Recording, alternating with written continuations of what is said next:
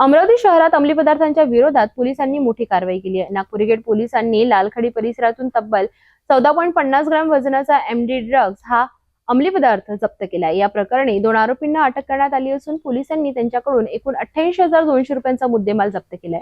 अमरावतीच्या तरुण पिढीला व्यसनाधीनतेच्या जाळ्यात अडकवणाऱ्या या रॅकेटचा पर्दाफाश नागपूर गेट पोलिसांनी केलाय। अमरावती शहरातील लालखडी रस्त्यावर अंमली पदार्थांची तस्करी होत असल्याची गुप्त माहिती नागपूर गेट पोलिसांना मिळाली होती। या माहितीच्या आधारावर पोलीस निरीक्षक हनुमंत उर्ला गोंडावार यांच्या नेतृत्वाखालील पथकाने तात्काळ सापळा रचला। लालखडी रस्त्यावरील पुलाजवळ पोलिसांनी छापा टाकला असता त्यांना 27 वर्षीय मतीन अहमद अब्दुल मुनाफ हा संशयित आढळून आला।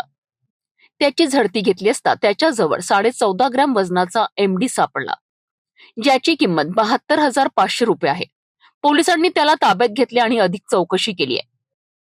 या चौकशीत मतीन अहमदने हा मेमडी त्याला शेख नौशाद शेख सलीम त्याच्याकडून मिळाल्याचे सांगितले।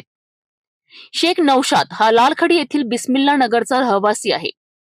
या माहितीनंतर पोलिसांनी तात्काळ कारवाई करत मुख्य आरोपी शेख नौशादच्या शोधासाठी पथके रवाना केली आहेत। अवघ्या 2 तासातच पोलिसांनी शेख नौशादला अटक केली आणि या कारवाईत पोलिसांनी एमडी सह एकूण 88,200 रुपयांचा मुद्देमाल जप्त केला आहे। या दोन्ही आरोपींविरुद्ध नागपूर गेट पोलीस ठाण्यात एनडीपीएस कायद्याअंतर्गत गुन्हा दाखल करण्यात आला आहे। ही यशस्वी कारवाई पोलीस आयुक्त अरविंद चावरिया आणि पोलीस उपायुक्त गणेश शिंदे यांच्या आदेशानुसार नागपूर गेटचे पोलीस निरीक्षक हनुमंत उर्ला गोंडावार यांच्या नेतृत्वात करण्यात आली आहे।